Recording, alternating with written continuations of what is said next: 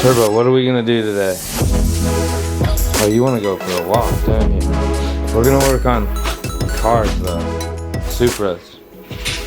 Okay. What's up everyone? FD season ended 2 days ago. It's Tuesday. I just warmed up the car. I'm gonna do a compression check. We're gonna see where the motor's at compression wise after an FD season. We're going to pull the driveline out, but first what I wanted to do was get my numbers on the compression, and then what we'll do is take the head off. The head usually needs a little bit of service. Depending on what my compression numbers are, I could leave that bottom end as like a spare for a what if situation. If I refresh the head, new head gasket, throw the head back on, maybe there's stuff we need to replace. We'll see when the head's off. We can see and look at the cylinder walls. But like what I'm saying is if the compression is good, the bottom end is probably good to go another season. But it's a kind of an iffy situation where I wouldn't run the motor for a whole nother season because the bearings already took a beating. Everything has wear. You wouldn't want to like go into your really expensive FD season betting that a motor will last a second year, so I would never do that, but it could get you out of a pinch as a backup. So let's go check out where we're at numbers wise on that and start tearing the car apart. But this video is focused on the engine, so I'm going to talk about the components I run in my head. I'm going to talk about what I kind of run on my lower end, BC stroker 3.4 liter crank, my acrylic rods, CP pistons. They're high compression custom pistons because they're a stroker piston, so it moves the wrist pin area up a little bit because it has more stroke. So we're going to talk about some of that stuff and why. The head is full of GSC components. I have GSC valves, GSC conical springs, GSC S1 cams, and I use Toyota shimless buckets. But let's go see where we're at. We'll also head to the machine shop and they will tear down the head and tell me more of what the components look like inside there after 1 year of me just beating the crap out of it, riding limiter.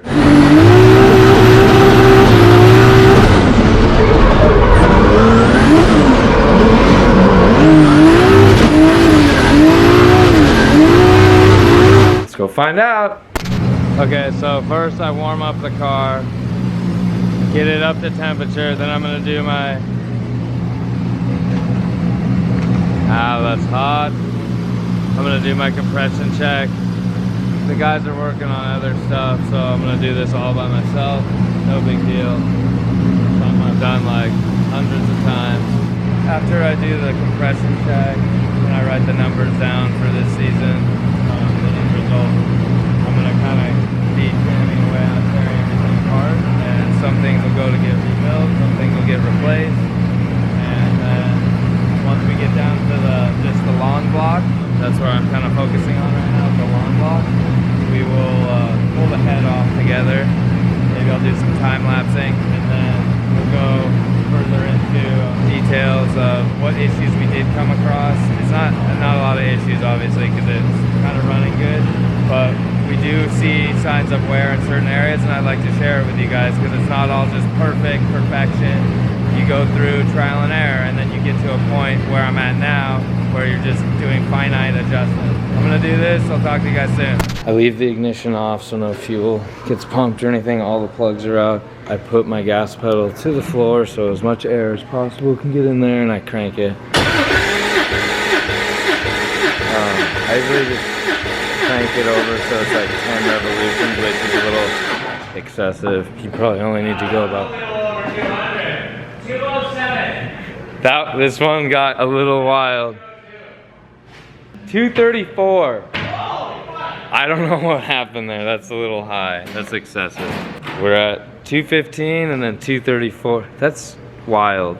Maybe 232 after it settled down. Calm down. We don't need to be that high. So I'm gonna keep going here. I'll show you the end results. Fingers crossed we have good bottom end compression. I know that the valves are somewhat out of lash a little bit, but so far so good.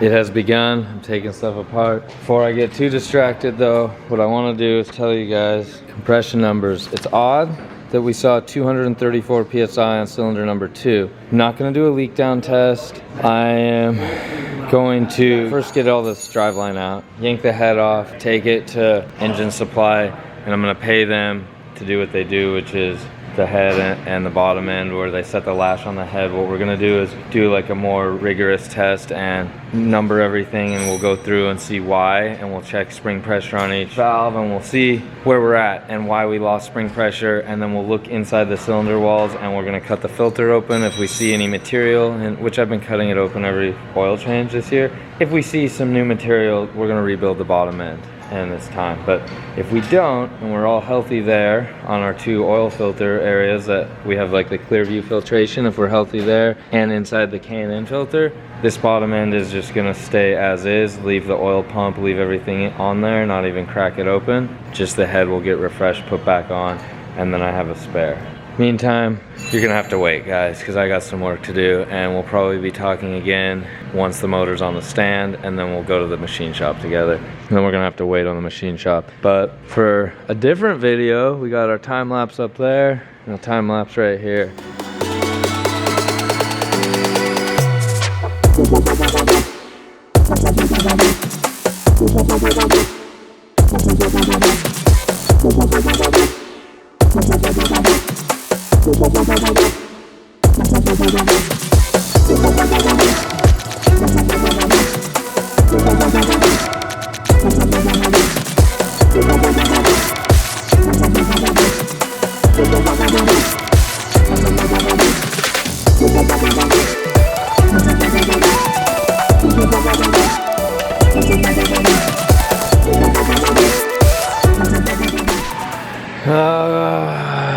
It's a sad sight, but it's there, guys. Okay, so motor's out. I'm taking the clutch and flywheel off right now so that I can get it on the engine stand. I'm gonna work on it more later. This bent frame Supra, it's gotta go to the frame shop. That side got pushed up again. It's weak now because it's been messed with twice now.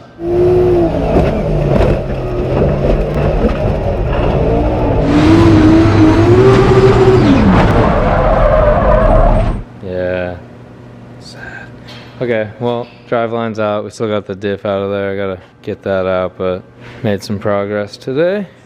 Have to get that exhaust manifold off and whatnot, so maybe tomorrow I'll have all that off and the head off and I can go to the machine shop. All right, guys, so we're gonna crack this motor open shortly here, get this exhaust manifold off. We're gonna see what the head and the inside of this motor looks like and start our assessment for next year's rebuild. Mark and I got some stuff taken apart here. I'm gonna pull these covers off right now. We'll get the head off and take a closer look at the inside. Meanwhile, everything else is happening at the shop. Finally might start that R33 today. We're inside now, guys. GSC S1 cams looking good. You always get a tiny bit of heat on the lobes, and so like this coating, this was 2019 I got these, or the very beginning of 2020 from GSC, and I think they've come out with a new coating which we're going to get to learn more about when we do our rebuild of next year's motor. Overall, it's looking good so far. We got to dig deeper and look at the surface of the buckets and then pull the head off and see what it looks like inside there and take a look at the valves. We're going to pull these covers off and go from there. Okay, so when we're looking at this, what we want to look for is if you saw wear mark. Dang it, my phone keeps ringing. Holley Performance Products. That's QuickTime Bell Housing. I gotta go, guys. We'll be back. If there's signs of wear, or if one of the valves isn't working right, or one of the lifters or buckets, whatever you guys, I call them buckets. Some people call these lifters. These are Toyota shimless buckets. What you're looking for is like if you can feel the groove and with your fingernail as you pass by. There's a little bit of tiny bit of wear in some areas, which just means some imperfections went through the oil. The other thing is you're looking for if these are spinning, because they need to be spinning the whole time. If you look close, you can see this one here, cylinder 5, second intake cylinder, has like some chatter marks. So something weird was going on there, so we should look at the cam in that spot. But other than that, I see nothing on the intake side. And going over here, looks like the full exhaust side looked pretty happy. It's all spinning and even mark. There's a chance that this may have happened right at the beginning, right when you start up the car, and then it was good to go after that, because you can't feel this, but you could visually see those marks that were kind of going the opposite way they should be, or it's just not in a swirl mark. So this would be the lobe. You would check for rough edges on the edge of the lobe that you could feel with your fingernail.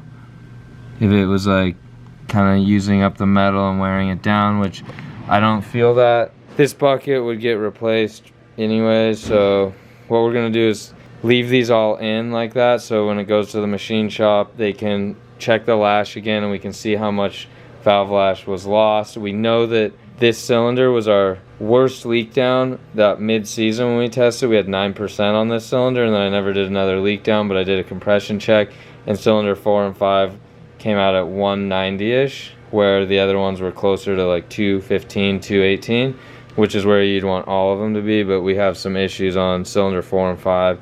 Valves probably not seating all the way, or just kind of hanging open a tiny bit because we lost a little bit of lash. So Mark and I are gonna pull the studs out now and then take the head off, and we'll take a look at the underside of the head and inside the cylinder, each piston and cylinder wall. We yanked the head off. Next we will take the studs out. Gasket, part of the material, always the little like coating on there goes with the head. The other part will stick on the block. That's normal. We weren't having any head gasket issues, no issues. That's what the pistons look like. The piston walls actually look like there's very little scuffing. So normally I'll usually see like a little scuff mark along the walls because of, and way more on this side on as it's going up on that side. It'll kind of drag because it's a stroker. So got a little bit, but minimal compared to normal. We haven't rolled the head on its side yet, but we will in a second. It's gonna dump a lot of oil out because there's this oil that was up in the head. So we'll make a mess here in a second and show you guys the underside of the head. What do you think, Mark? He has a lot to say. It's not gonna look like anything special. It's just gonna dirty head with some marks on it from the head gasket. Yeah, everything looks fine. For some reason these two guys weren't sealing as good, so we're just gonna drop it off at the machine shop, let them have a closer look at it. If we were to take the valves out right now, we'd probably see some markings, which in between when the machine shop tears it down and puts it back together or works on it again, we will go over there and get a video or the final part of this video for you guys. That's it for now, guys. More when we get to the machine shop. Oh, there's Dave. Hey. Pulled the trans out like we talked about. Pulled the diff out. That's a different diff. We'll take this one apart in a second here, or maybe not today. We don't have time because Thanksgiving is tomorrow, but check this out. So he's gonna show you the light on here.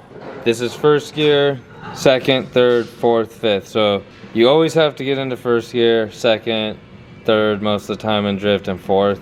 Occasional tracks you'll be in fifth. The harshest ones for dog engagement would be first, second, third, and fourth. But it looks like we have little to no wear into second. Or first there's a tiny bit of wear, but you're not drifting in first gear, so as long as it can go in and out good, we're not gonna probably replace first. But third gear looks like it needs some maintenance. I don't know if you're gonna be able to see. Here, go up. Maybe there, yeah. Okay, so on that dog ring, the face that mates with that dog ring over there, or dog tooth, is starting to wear. And all of them along that edge, that leading edge there, are all kind of torn a little bit. You can see the little, that one's pretty good to see the markings on the edge there. So what you need to do, oh, the next one's horrible. Well, not horrible, but compared to the rest of them. I would need to replace that whole gear because the dogs are connected to the gear. It's not a huge inconvenience. We usually are replacing some stuff. Other time, I would replace the dog ring, also the slider. Well, they call them dog rings, not sliders on these Transits. It looks like the shift fork has a tiny bit of wear in it. What is it? Wait, jump. Wait, you sold your Corolla? He sold his fucking Honda. Does he have? Oh, well, it's not a Corolla, so I don't care. I didn't realize Corolla's always gonna be around. Okay. They're trying to start an RB over there. It's been about 7 months. Maybe later they'll get, no. My guess was just without taking it apart, I would buy one shift fork not because it needs to be replaced, but just I want it to be like brand new when I start the season. One of these dog ring gears and then one third gear, and that's it. But usually when you take all the pieces off and you get it further apart, you'll find one or two more little things you'll replace. And then I might just replace these O-rings on both ends so that they're just new. Replace the front main seal on the other side of that where your input shaft comes out, because that sees a lot of heat from the clutch. That's about it. The bearings don't look bad. I think I replaced this one last year just because I felt like it. And it doesn't look anything crazy. These bearings don't look bad. In the trans we've been running Torco RGO 85140. Definitely notice a huge difference on wear. Looks like it didn't even get used almost when we run that in there. And before we start racing, like Mark will put the car up on jack stands and run it like 5 minutes. Yeah, 5 minutes, like second gear or whatever. And so it's like pretty, like you calmly get it up to temperature before you put a load on it. And then that gear oil seems to be definitely doing the trick. Yeah, it looks brand new in here. And the other gear that sees the most wear would be, this is their transfer gear in the front, these two, because they're constantly running the entire time they're under load. It doesn't matter what gear you're in, they're making contact and under load and being driven. So those ones tend to see a little bit of wear on the teeth, the inside where the teeth are meeting, in between where the gear oil would be, and they don't look like, not something you're worried about or chunking or anything like I've seen in the past. Just like a little line. Yeah, just tiny lines, but like in the past, I don't know, you'd have to watch one of my last year's or previous year's videos. There'll be like gouges running inward towards like the V of the gear, and it'll be like, I don't know, like sometimes a little chunk come out. Like there's just definitely heat marks. I'll have to pull up a gear from like last year because I usually save everything, so I could show you guys the difference between last year and this year. Is definitely a lot better, so that's a good sign. All right, so head's loaded up, a little bit of oil leaking, so put some rags in there. Let's go drop it off at engine supply. Probably take them about a week to fully tear it down, get it in rotation with everything they have going on at the shop there, tear it down, and then give us our update on what happened over the season that we can't visually just see right here. We know cylinder 4 and 5 lost a little bit of backlash. Let's see what they tell us and show us. We're dropping it off. Jesse, he's the head guy over here. Obviously they're gonna work on whatever they're working on, but they're gonna check it over. We'll come back and we'll get an update and show you guys what the parts look like before it goes back together, because they'll do like a quick valve job on, and you know, clean everything up. But possibly he could call me back over, huh, Jesse? Let's try not to talk again. Leave the poor guy alone, come on. Come on, Jesse. Here. Oh, we got him to say here at least. What's happening is they're getting a little worn on the mating surface versus be these two. But the seats are fine, Jesse? Yeah. So seats are good, everything else is good. Cams look good. We just noticed a little bit of wear on the valve after the end of the season. Well, hey man, what are you doing? Now we're finding out a little bit more. How could we change that, or how could we make that not happen? There's a couple of solutions. One being you could put some coating on this, but then you'd have to go a whole season to see if the coating fixes that. The next thing you could do would be change spring pressure again, which we've done 3 times, and each time it's gotten better, and this was like our best result with the conical spring. We went lower spring pressure, that had a worse result. So middle spring pressure, and then these higher ones are like 115, have similar results. If you could keep it off the limiter and never hit limiter, you'd probably have perfect results, but that's hard to do in drifting. So I think we're doing pretty good, guys. So these got all degreased, that's why they look like this now. There's like no grease on them. Cleaned up, and now they're gonna clean the head and rebuild it. All right, let's go back to the shop. Quick update on the car. Cut a bunch of stuff out of the back because we took the radiator from being here. We're gonna move it down into where this cage was back here, where the fuel cell used to be. Put the fuel cell up there. That'll help add a little bit of weight over the axles. So let's say roughly 8 pounds per gallon. We have a 10-gallon tank plus pumps plus whatever else that's above that, which will probably be like cool suit will sit up here or something like that. I think it's more weight over the axles instead of hanging over the back of the axles. So the car might drive slightly different, probably in a better way because there's more weight over the axles. It's not a lower center of gravity, unfortunately, but say you have a 2.5 gallon radiator, less weight hanging off the back of the axles. Weight distribution will be off a little bit different, but I don't know that it's gonna be any worse. I would think it's all for the better. So that's what's happening. That was quick fab work back there. Up front, we're gonna go to the frame shop right now because we have a bent frame rail right there, as you can see. It's also not straight. Gonna pull the strut tower a little bit, pull the frame rails a little bit. Hopefully we're using the same frame rails so we don't have to rebuild the whole front of the car. If we need to, we would tube front the front a little more than it already is. We're gonna rework this front upper tube that we run in front up there, and then we're gonna pull a bunch of other stuff off the car once it's back and do as much refreshing on the car as we can. We still have to mount something back here that holds the nitrous bottles and mount something back here that holds cool suit tank and make the radiator mounts for the back, and then rewire this bulkhead plug because things have changed now. So that bulkhead needs to bring power to the different accessories back here, but we'll have to change it. So let's go over to King's Auto Body, how bad the frame is, see what he says, and go from there. Okay, we made it here. We're at King's. Let's see if we can find our head. Race cars. Oh, we still got a car on the frame shop. We'll have to wait then. We'll just leave the car. Let's go find our head. Hi, Ed? Yo. Hey, we found it. What's up, bud? Yeah, you doing, man? Good. Alright, we're back at the shop. We're gonna wait for iEd to pull the frame, then we'll head back over to King's Auto Body, get an update, and probably grab the car next time we're there. Now, we gotta finish redoing some stuff on this guy, get it ready for Winter Jam. Okay, so we're back at the machine shop to pick up our head. They went through all the GSC components. The cool thing is the conical valve springs didn't lose any tension over the course of the season this year, so we could reuse those if we want. They kind of went through and checked over everything, and overall it lost a little bit of valve lash on those valves that we had pointed out on cylinders 4 and 5, but they were able to resurface everything because all the wear was minimal, and we can put the head back together.